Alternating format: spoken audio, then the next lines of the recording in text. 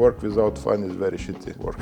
There was a question on the radio, who has something very motivating in your office? Our marketing director called to the radio and said, I have 24 beer taps in the office. And I was presenting Volfas Engelman success story in one conference. After this presentation, Prince Luitpold came to me and said, we have similar values, why don't we make business together? As we make this Oktoberfest here in Kaunas, Prince Luitpold, whose family started all this thing, he comes and says, okay, I officially announce that this is the main Oktoberfest for Lithuania. He's physically coming to open your he has been to twice already. And we opened a beer barrel together. A couple of weeks ago, I did a poll on LinkedIn asking what aspects of CEO are the most interesting or the most relevant for you, and they voted for failures, mistakes, and challenges. What was your lowest moment in your professional path?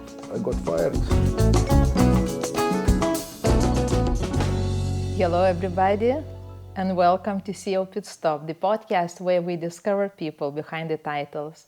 I'm Aušra Bijaminienė, leadership breakthrough mentor from Boutique Institute of Leadership, and I support leaders in living happy and fulfilled professional lives. Today with me, I have Marius Horbacauskas, CEO of Volfas Engelman. Thank you so much for coming, and my warmest welcome, Marius. Thanks for inviting. My pleasure to be here. I was waiting for this conversation so much, and I have so many questions for you, but first things first. Let's start from traditional question. In one sentence, who are you, Mario? I'm professional CEO, I would say. I had a dream since maybe 10th class in school to become CEO of big company.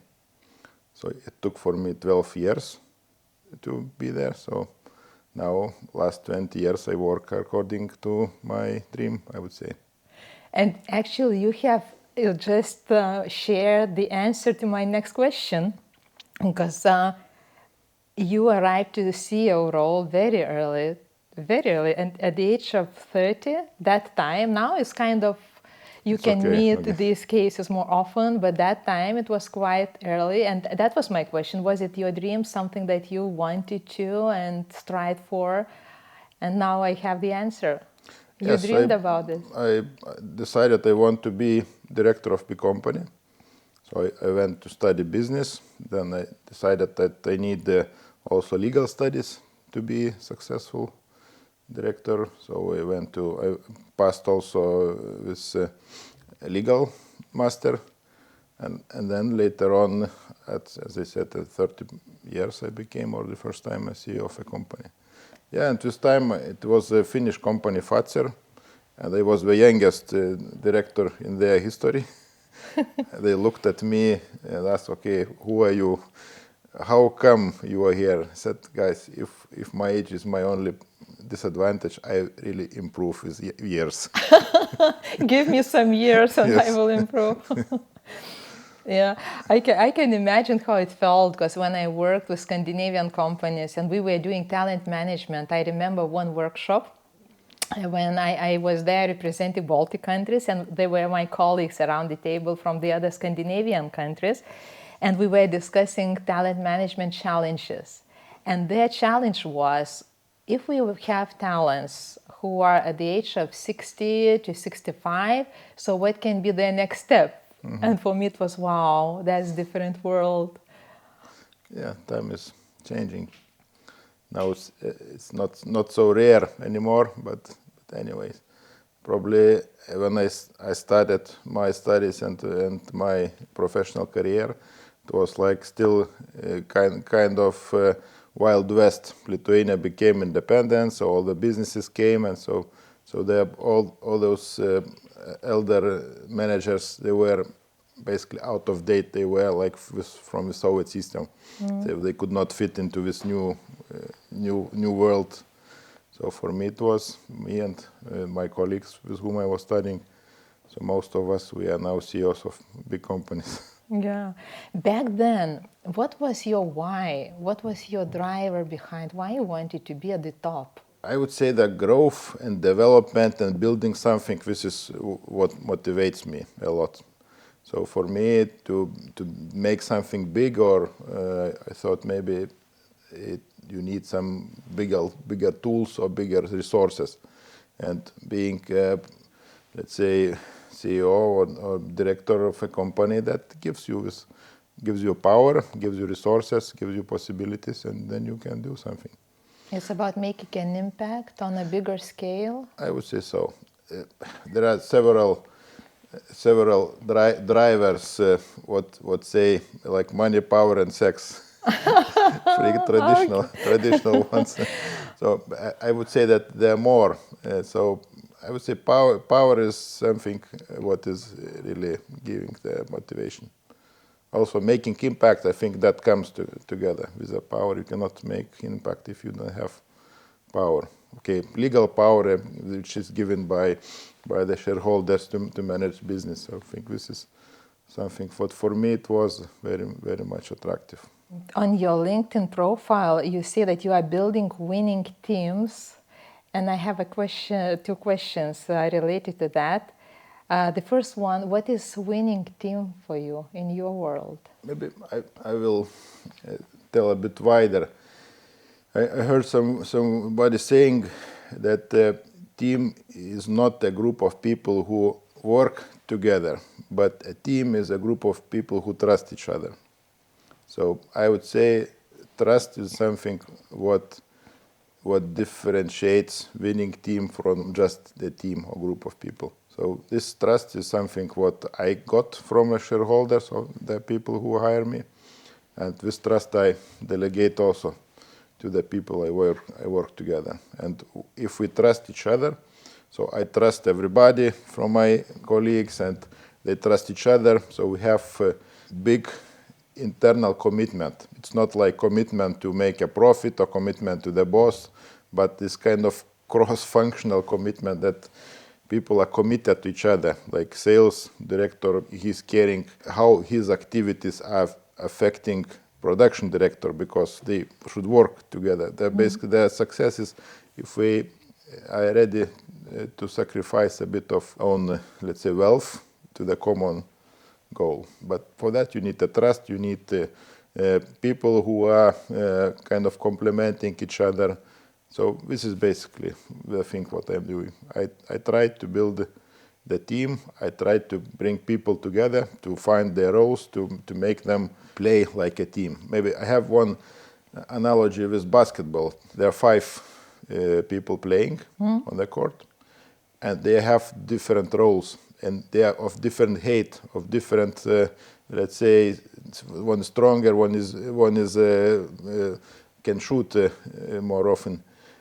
But if you need a central player, you need also the guard. And if you have only guards, you cannot win. Or if you have only center players, you cannot win.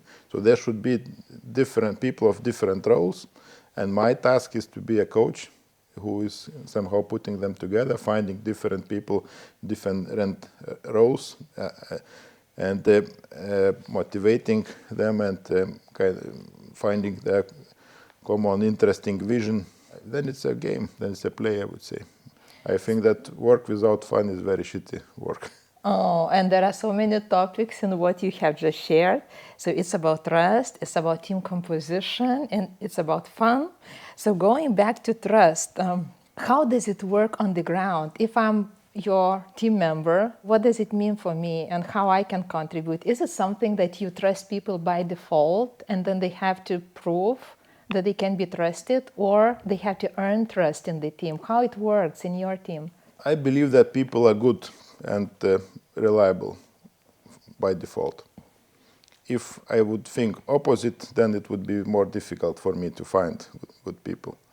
But with trust, some trust is given already, but you can lose this trust by some misconduct. I think that if the person is in my team, I think that he or she is the best for this role, and he or she also knows that. So you believe in person that much? I believe, and everybody in the team, they know that sales director, he's the best in sales. Logistic they are director, not questioning. No questions. If he or she is here, that means he or she is the best. And no need to prove that, okay, if somebody comes to the meeting and trying to show egos that, okay, I am better, who is more powerful. No need for that. Everybody knows that this person is really the best. And that kind of competency center. In a way. And that he or she will do everything to deliver our common agreed target. And if something happened that this target didn't come, that means that it was something extraordinary. And nobody's questioning that this person was lazy or not motivated or whatever. Everything is in the place, but if something wrong, then it was really wrong, and it was not this. That's much more powerful than this person could achieve. So this is, I think, this is very important. And our team is like we started approximately 12 years ago together. So we're still the same people. The same people, in your leadership team. Yes. And since then, the business grew by 3 times and profit grew by 16 times. That's the proof of how trust works in the team. Trust and continuity. There are many aspects. How can you be successful? But I believe that it goes in combination of the right people, because sometimes what can happen when you as a CEO, you put trust on people. By default, you trust them and you say to everybody, this is the best person, this is the best professional. We have to trust the person in the team and his or her word weights. Some people can use that and to fuel their ego, and it might become challenging to manage these professionals who cannot be questioned. I don't know if you ever faced a situation like this. Of course. So this trust concept has some disadvantages, what you just said. Somebody could really play his own kingdom somewhere, satisfying own ego and sub-optimizing own targets. But this is very much for a CEO to find those people who fit together, who commit to each other, and who has some aspect of sacrificing. This is anti-selfishness, I would say. You should sacrifice your own for the sake of common goal. And then we're happy when we achieve this together. So success is not in one function, not in sales, not in marketing, not in production separately. Success is if all we work in concert, then success is coming. And we should do that not for a day, for a month, for a year, but for many years in the sequence. Then we have these results are coming. So now, if somebody asking me, how was your year? I say, the best year since 1853. Then the company was established. But they say, okay, but you said the same last year. What can we do? You are building on what you have achieved. What we have achieved. And this is also very much requested from your shareholders. Every year you should do something more. You should bring more value. You should create bigger business. So this is by default, the business is requesting that. So if you do only exactly the same what you was doing last year, it's not enough. You stay on the same place. You should do something more. And if everybody is doing something more, then the result is coming. If somebody is not doing, then the result is not so good. Somebody can sit in your boat and without rowing, just sitting and going together. That's a problem to find. As one leadership guru said, you should get off your bus bad people, you should get on your bus good people, and then you can drive. But you were not you didn't need to get new people on the bus for 12 years, right, in your leadership team? I am a very lucky person. Oh, very wise. Okay. I would say it's very much about the same trust and also loving your people. You should really grow together. If business grew by 3 times, so we are not the same people as we were 12 years ago. We are much stronger ourselves. We educate ourselves. We have training, special training programs. We have trainings together. We have like personal development programs. So as I like to say that our target for this year will be not easier. It will be more difficult. But we will be stronger already to achieve this target. So it's a question about growing people and then business grows also. Very interesting. And previously I was in the company where CEO used to say, and he really meant that leaders have to grow faster than the company grows. And he really meant that. But the challenge was that the company was growing double-digit every year at a huge pace, and not all leaders were capable of that growth. And then we had to say goodbye to some of them. But in your case, if you are growing, like the business is growing several times and your leaders are growing in different leadership programs by innovating something, so does this mean that these people also have lots of potential to grow and their like ceiling is very high? Of course, of course. One of the attributes most probably, from what I hear. I believe the role of a leader is to create such atmosphere that people could maximize their performance. So I'm working on that basically. But for that, I should know them, I should know what they want, I should know how to motivate, I should understand at what stage of growth, or personal growth, or professional growth they are, and then I should help them to maximize themselves. If somebody wants or needs training, okay, why not? If somebody wants a company car, of course it is possible.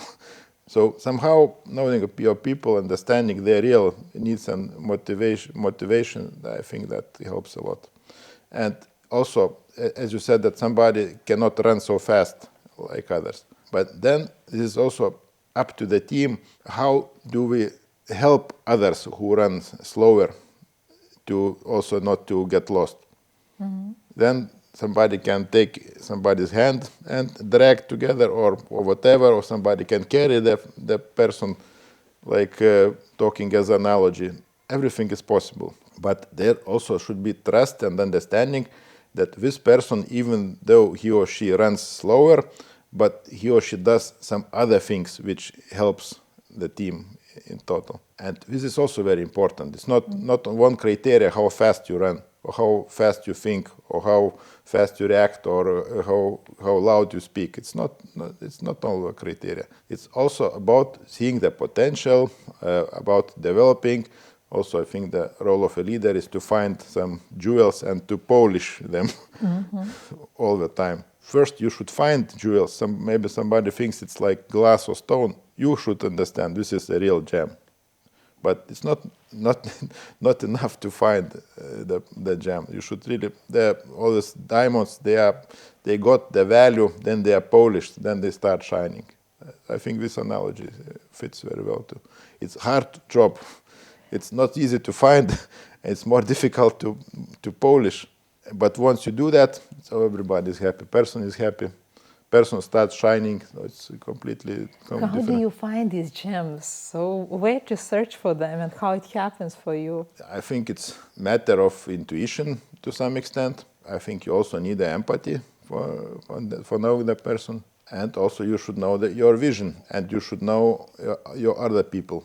So those four things, when you make a recruitment, you start thinking, okay, does this person fit to the current team? If you need a central player, the tall guy, you search for tall guy, but it's only you know how tall it should be, or he should be. Or only you know your vision. Yes, the vision is important. Vision, understanding your current people, understanding what qualifications your team is needed. If like you are financial person who has good understanding of total business picture, but not so good in like calculating in Excel, then you need somebody who is good at Excel.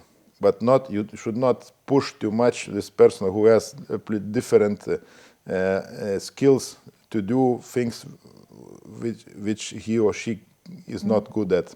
It's the same like writing with left and right hand. If somebody is right-handing, he can do left handwriting, but it doesn't go well. Person is frustrated. It's difficult. So this is very much about that. You should not force person. You should very much focus on the strong skills the most, and try to compensate the weak skills by some other your team members. giving to somebody else that task, or let's say finding some subordinates who has this let's say Excel skills to compensate maybe for something. But in general, it should not be too much of one type of skills, and it should be I would say good balance. For my understanding, with skills and knowledge and experience, this is only basic qualifications. It's qualifying factors, not winning factors. The person, the attitude, the personality, this is a winning factor. I search for that. I see that, let's say, if we need somebody to do the marketing, then we see the experience of maybe a necessary education, like business education or marketing master degree, then experience, let's say, in some other similar company, then this is okay. But this is only qualifying. The winning factor is how person can fit into the team, how he or she could bring the values which we do not have, how motivated is he or she. I would say the shining eyes is very important. If you see the person has something, internal drive, wants to achieve something, wants to build, this is the thing what is the most important. You are sharing this and I'm painting the picture in my head, how it works. Actually, by understanding that perfect people doesn't exist. We all have our strengths, we all have our derailers, the weaknesses, we all have our values. And then when you are searching for a person to the team, you are searching for somebody who has one thing or two things that they are very good at, and you need the skill or competence or attitude to the team.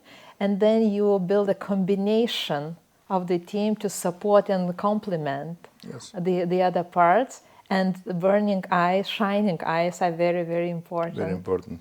You can find people with excellent skills, put them together, but if we have no internal drive to grow, to build, to create, then it doesn't move. Is it possible to make eyes shining? If you see somebody in the interview, maybe somebody is coming from the other environment that was draining them. Maybe they are coming from an environment where they had not really that inspiring leader, and they are down, and their confidence and self-worth is down. Would you hire this person and try to, help them shine again in your environment? Yeah, I would say yes and no. To my understanding, there could be a situation that person was in wrong environment. I have experience being advisor to Minister of Economy. It was such extreme experience for me coming from business. And I saw many talented people whose eyes are really dead because of environment, because of imitation of work, because they're really all the political self-purpose organization, and this organization this environment is really killing. If it's not too late, you can recover that. You can help person to find himself or reconstruct your mindset, not completely, but to some extent. And this is possible. But there are some people who really have no drive in their life. So somehow somebody who wants to sit in the boat and still watch what is going on.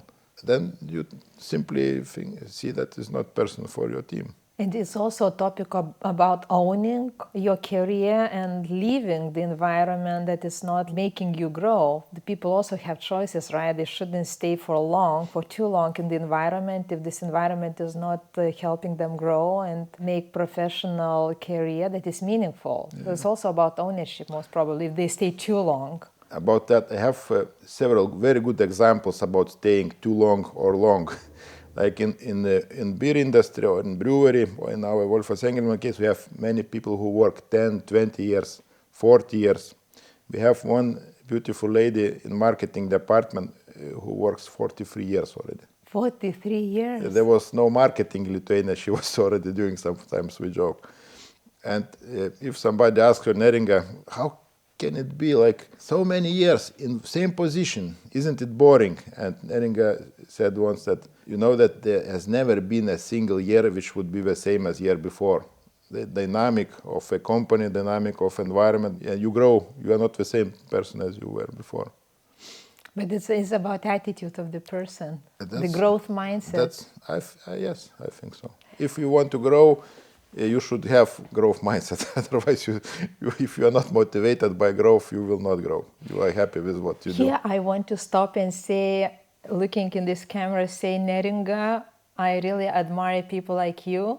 And you are a very amazing example how you can love your job and you can find development opportunities in the same company for so many years and still create value and shine and contribute most probably now to also developing and growing the other people, mentoring others, having all this experience. So best regards. Yeah, so it was a good example. I'm happy we have several examples like that in our company. For me, it was also several times given the question, you are same position for 12 or 13 years already. Why? Where is your growth? Why don't you do something else? But first, it happened so fast. It was so dynamic. And I grew 3 times together with the company. We are not the same, we are not orphan kids as it was at some point. We now even have 3 companies as a group of a company already. So we developed another businesses, some part retail, some mineral water business. So you can grow with your position, or you can grow your position and then you go up or go wider. It doesn't really matter, but definitely it's larger and higher. Like somebody said, in our business, only to stay in the same place, you should run like hell. And I really like what you just said. You can grow your position. Yes, yeah. I found it for myself. Because when I became a CEO of a company, then okay, what's next? But next can be next company, another company, another business, or it can be next level of a business you're doing at the moment. Exactly.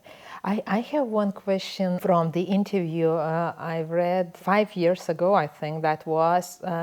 And there you say that you run this company with your leadership team like friends. And it makes sense for me now when you describe the way how you work with your people. But the question is, when you have friends in your team, how to balance by being friendly and supportive and trusting and being demanding also, because business has to grow, you have to deliver results and so on and so forth, and you have to be demanding as a leader. How do you balance these two? Yeah, there are some issues and challenges, I have to admit. It comes to the discipline, comes to personality, comes to agreement, like common commitment. And I'll explain what do I mean by that. As I said, I believe that my role is to build such environment where people feel maximize performance. But that also, to my understanding, is people should feel good, because otherwise you create an environment there is everybody stressed. They also maximize for some time, but it's not my way. I do by making people feel good, feel proud about themselves, and this is, I believe, it helps them to make additional milestone, and bring it's very much a continuing process. If you put too much stress, then it's a problem. You can make a result only for a while. But let's focus now on this good environment. I also said that I believe that work without fun is very shitty work. But if we put those together, it seems like, and by the way, one story, then there was a question on the radio, who has something very motivating in your office? Our marketing director called to the radio and said, I have 24 beer taps in the office. So this kind of fun and alcohol and beer aspect, if you add. So somebody think, or if you look at pictures from Volfas Engelman LinkedIn, somebody said that you really partying only. We make a lot of fun parties, and that's true. This is element of this good environment. But it works only to some extent. We all should understand that is not the ultimate target to break it. Ultimate target is to bring result. And this is only the help for that. And this is very important for people not to forget that we are here to bring result. Just to energize the organization, create positive energy, and then you have to deliver. But by no means only to party and to have fun. We need to have fun, of course. But if it doesn't help for your result, then sorry, we stop that. And some people who do not understand that, they do not stay. Because it's very easy to get involved in like parties and okay, we make this Oktoberfest, we have Brewers Day with the pop stars, so that's very much for fun. But this is only the tool, it's not the target. So this is very important that people should understand. And I believe that we all understand that we deliver result with the help of fun, I would say. So you are very clear in your organization that fun is fun. Fun is for the result. Fun is not like the destination itself. Yeah, fun is also because we like to fun. It motivates us, but it's not that we all gather only for fun. No. Tell us a bit more about this fun part of being in your company. So what do you do for fun? Yeah, I can tell that my first project when I came to the company was to make a coffee drinking room where people could come. They didn't have one. No. They were very serious, no time for coffee breaks. No time for coffee. Maybe it was the previous director, he didn't think that this part is important, or he thought maybe if they spend too much time without work, the result will go down, but it is completely opposite, I would say. We made a very nice place for people to gather in the morning, to talk, to communicate to each other, to get this good atmosphere from the very morning, to share experience, to tell what is in the home, and then after this half an hour, people go and really work serious. Anybody could come there? Yes, anybody could come. Now as company grew, so we have many, several, like maybe 4 or 5 such rooms in different floors. So like finance department, they're a bit more closed, like accounting people, they have their own room. But the main idea comes from that, the main coffee drinking place. I thought if we do not give to people to talk in the morning, then they do it anyway. They sit in their Facebook, they share these messages, or they do this because this is real need to communicate. And this is part of atmosphere creating. If people can freely talk, express themselves, and they meet the directors or bosses, everybody is equal there. Everybody has the same let's say, rules to follow. No special hierarchy or something there. Not everybody is coming. There are some people who do not come for a while, but later on we try to involve them in a bit different way. This episode carries a little extra calm, thanks to Vytautas Mineral Spa in Birštonas, Lithuania, a place to recharge, reconnect, and find the balance. Something every leader needs. Recently, I've read a research about social capital. And the outcome there was that companies do not invest enough in building social capital, which means like connecting people, building networks, that they are like glue to the company. When people have good relationship, they have friends in the company, they have fun, and they can have this easy social life as well, not just work. So they are much more connected, the information sharing is much better, the knowledge sharing is much better. And they stay for longer because they have much more to lose if they will leave the company where their friends and close colleagues work. So they are considering much more before they make a decision to leave. I very much believe in that. I read somewhere that people are leaving bosses, not the companies. And if you create this atmosphere, then they feel good as a person, they feel trusted, they feel respected. They feel valued, then this environment is very difficult to lose, and then you give all your heart in. So we say that why we're successful. I give sometimes a question, and the answer is that we put our hearts in what we do. And this is very much about that. If you do not do that, then the result is not so good. And you cannot grow, you cannot achieve something more if people do not put hearts in what they do. What happens if somebody in a team is not putting their heart it's very visible, most probably, It in is. the organization Yeah. like yours. So what happens then? There could be several reasons. One is that I made mistake selecting the person. This could be my mistake, or could be like people they have their own lives. They have some other maybe issues or problems, or at home or in their personal life, and you see that person somehow doesn't feel good, or doesn't express, or is more silent, or results going down. Then it's a question of discussion. Okay, what's happening? How do you feel? That like two aspects of leadership. One to say that if you want to be good to everybody, don't be a leader. Go and sell ice cream. That is Steve Jobs' idea. Yeah. I think there is something about discipline, but empathy to people, I think at least from my understanding, it is very much needed, and it is very appreciated. You cannot be, like you said, what is it friend or is it colleague? So this is also kind of some distinctions can be made. Where is already the limit?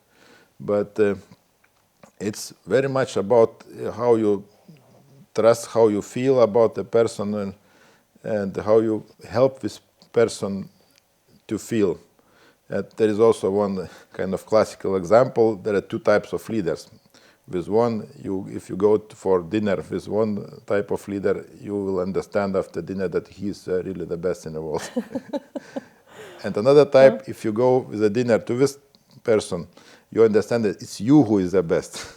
So I am more on this side. Of course, I don't say that I don't care about who am I, or what power I have and what is position or whatever. Of course, it motivates me to be a leader, and to have status. Definitely, it motivates.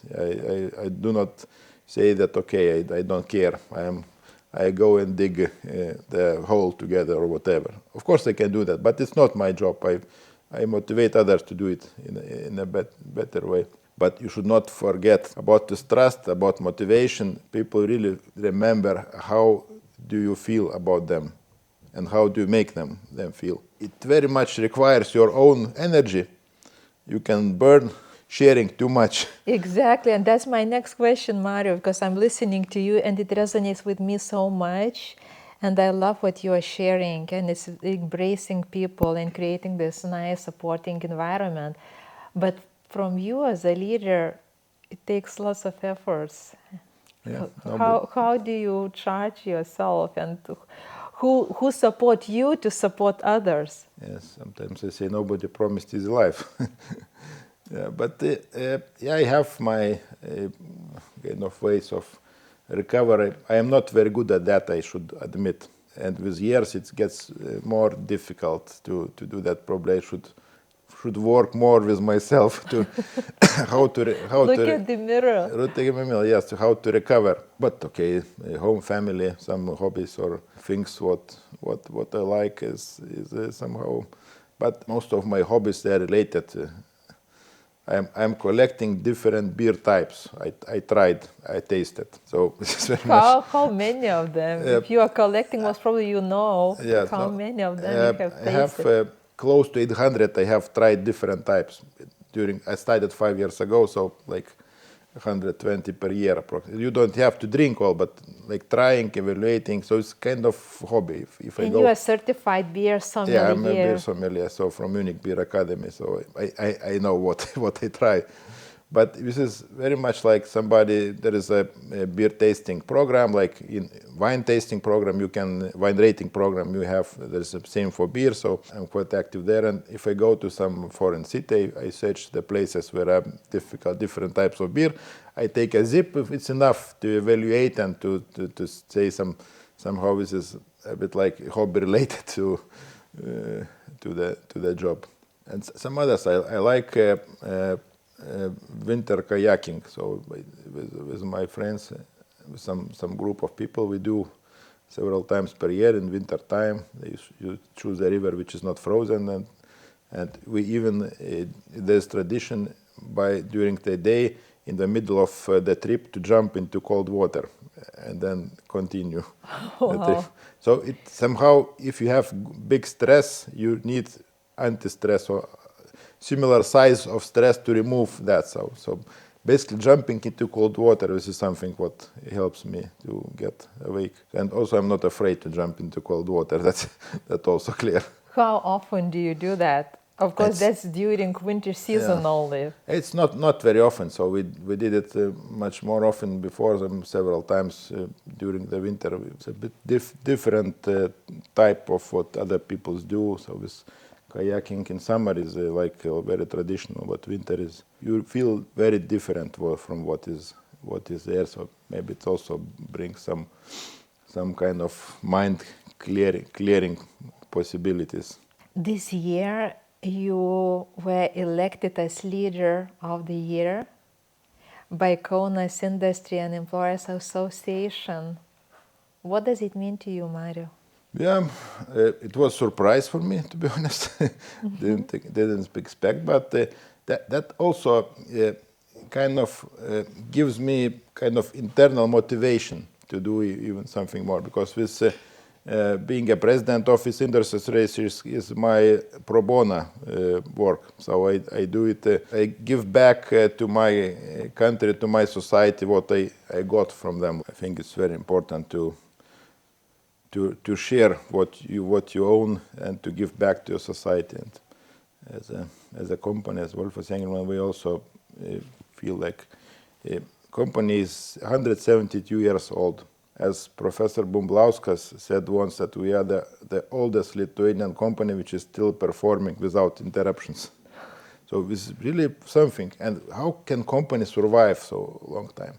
And one of the reasons is that the owners, previous owners, Mr. Wolf and Mr. Engelman, they were really sharing with society.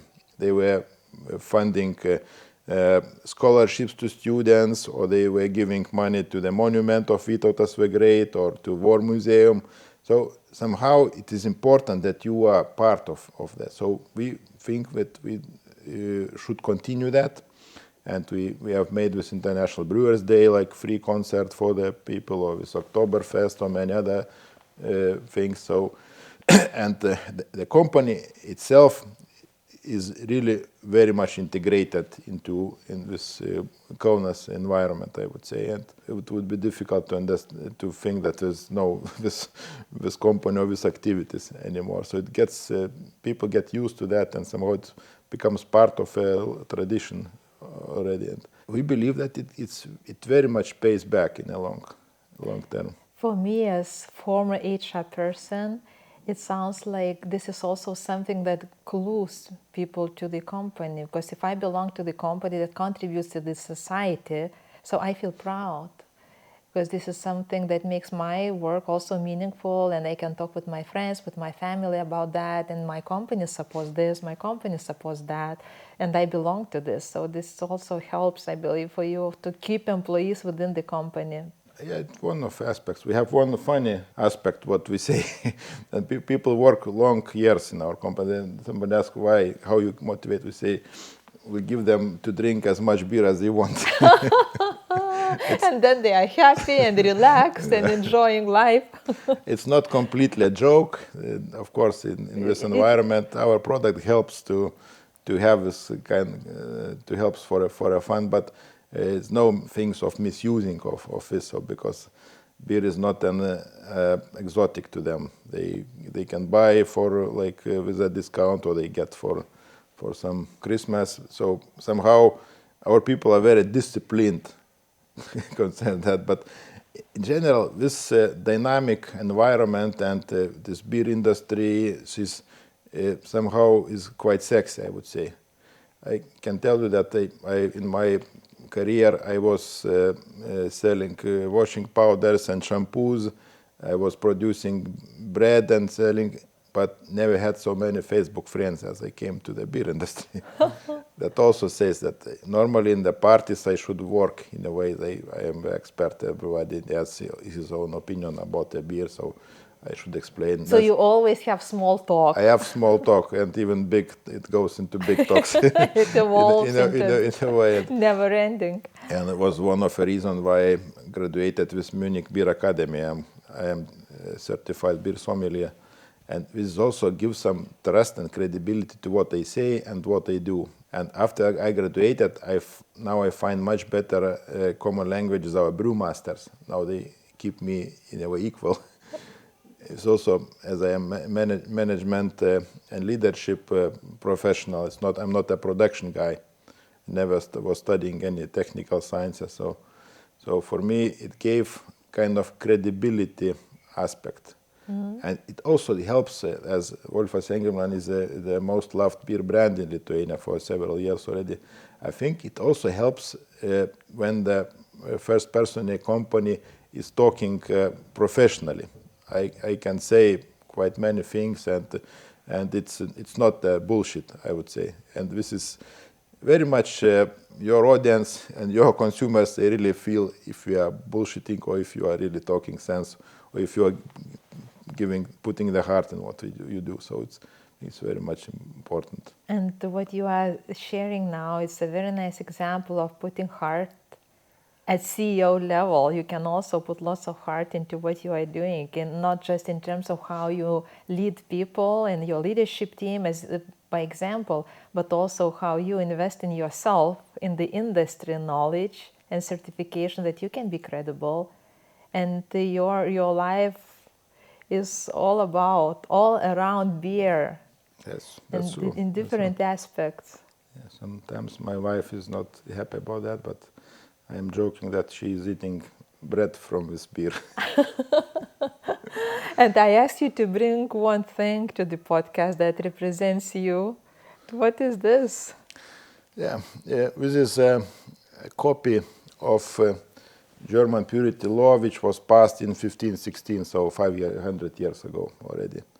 And as we have nice partnership with Bavarian royal family, we started 2 years ago. We started making royal Bavarian beer in our brewery by license. For this time, Prince Luitpold von Bayern, whose ancestor Wilhelm IV has passed this document 500 years ago, he brought this copy of his document, as he has in his castle. He has original one.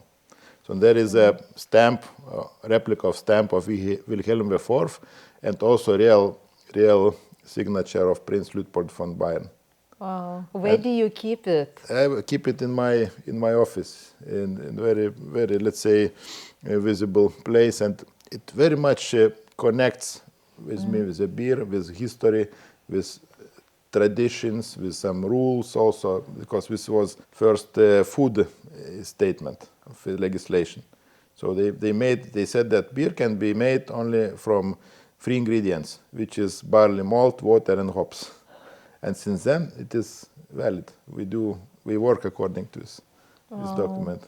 That's a very nice sign of recognition also, I believe. It was this royal appointment was very big appreciation for our company. And this was a nice story. Then I was presenting Volfas Engelman success story in one conference in Rome. And after this presentation, Prince Luitpold, who was participating... So that was the beginning of this relationship? Yes. After this presentation, Prince Luitpold came to me and said, we have similar values, why don't we make business together?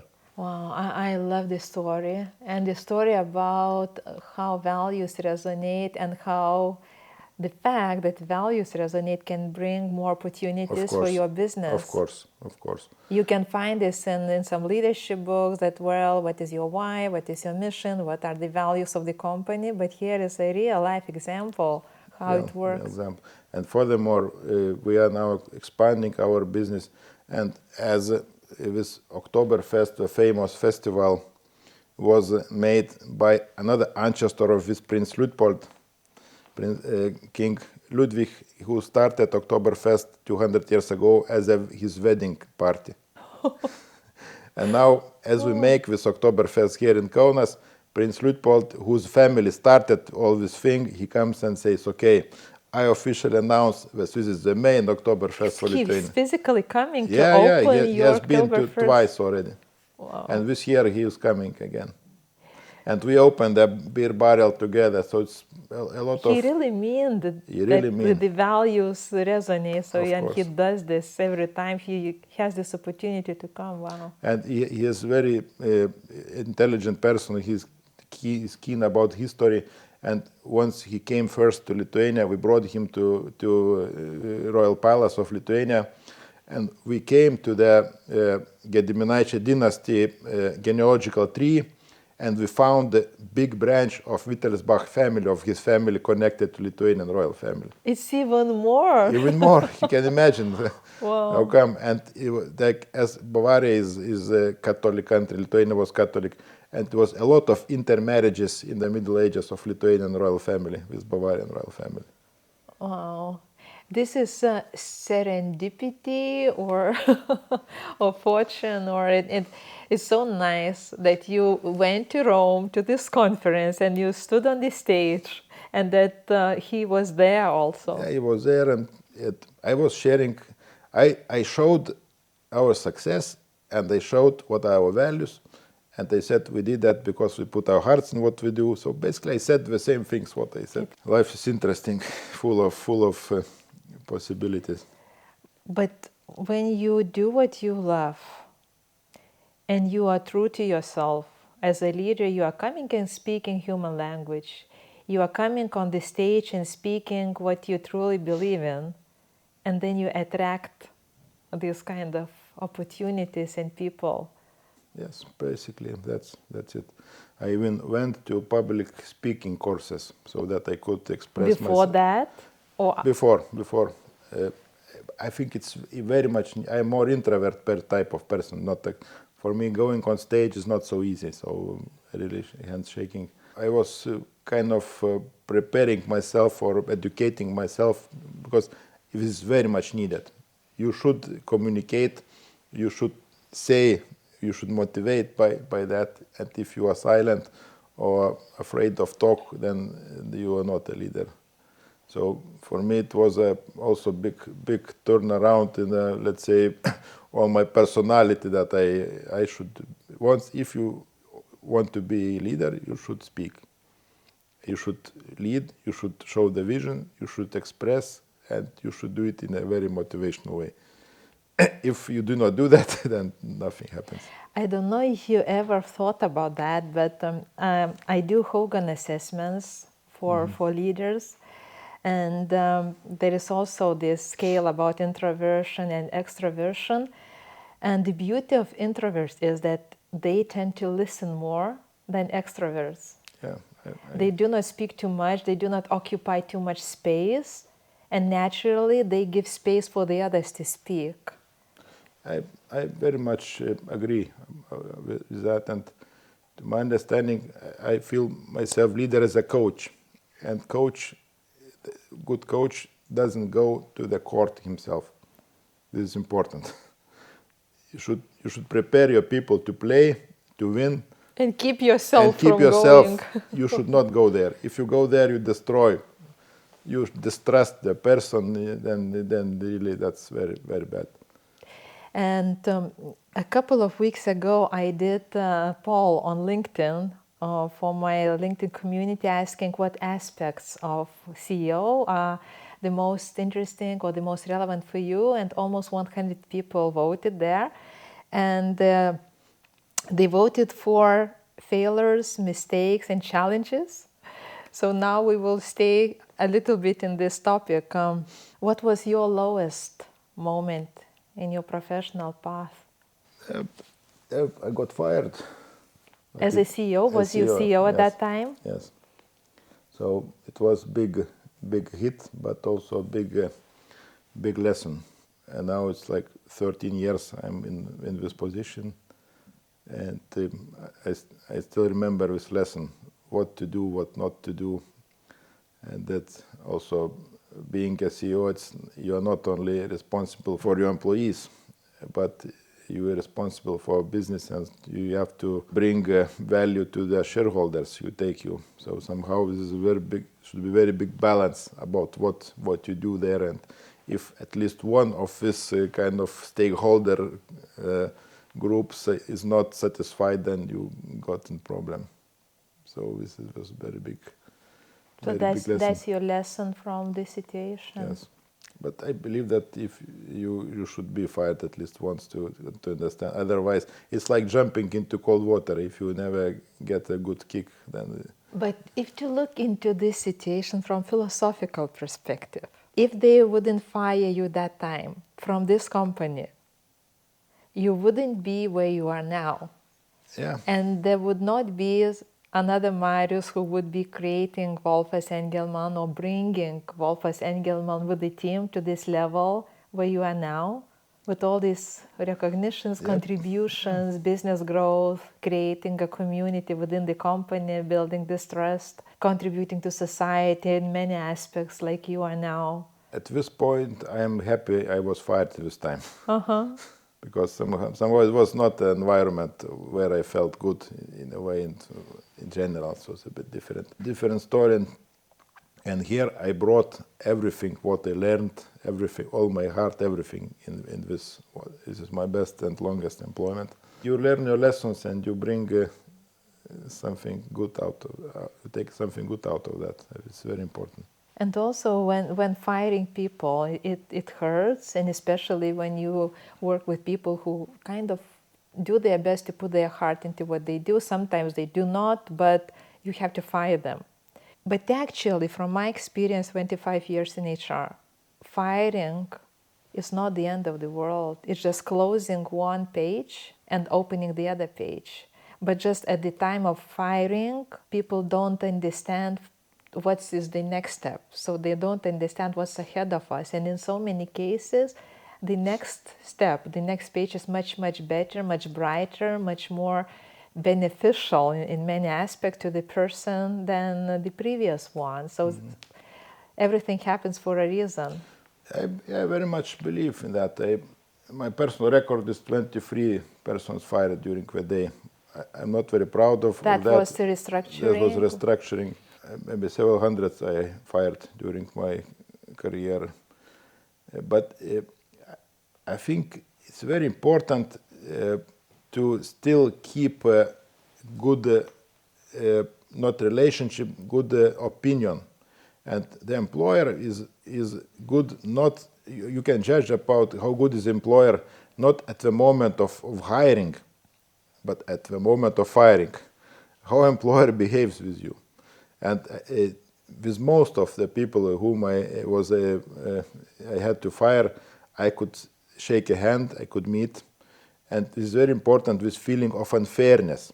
If person feels that it was done in the wrong way, a person was kind of disrespected or didn't understand the reasons why, that's a problem. But normally, person really feels if he or she doesn't perform well, or they do not feel good in their position. And sometimes this moment comes, it's not big surprise in most of the cases. And then by releasing somebody from this torture and allowing or giving in a way opportunity to go somewhere else, in most of the cases it worked perfectly well. And then I meet those people, we're really happy about that. You are bringing me back to the situation where I had to fire 30% of population. That was manufacturing company, and the crisis hit. And we had workers' council, trade union at that time, and we didn't have much money to pay. So we negotiated with trade unions. So what is the budget? How much we could pay? And I was the one talking with people and negotiating with them. And it was very difficult because, you see in front of you father of 3 kids, and this person is the one, like you say, putting lots of heart into what he was doing, and he understands, he knew the owner of the company personally, being a manufacturing worker, and he said, I do understand that it's very difficult time for the business. I will not take any severance payment. It's very difficult for the business, but you have 3 kids.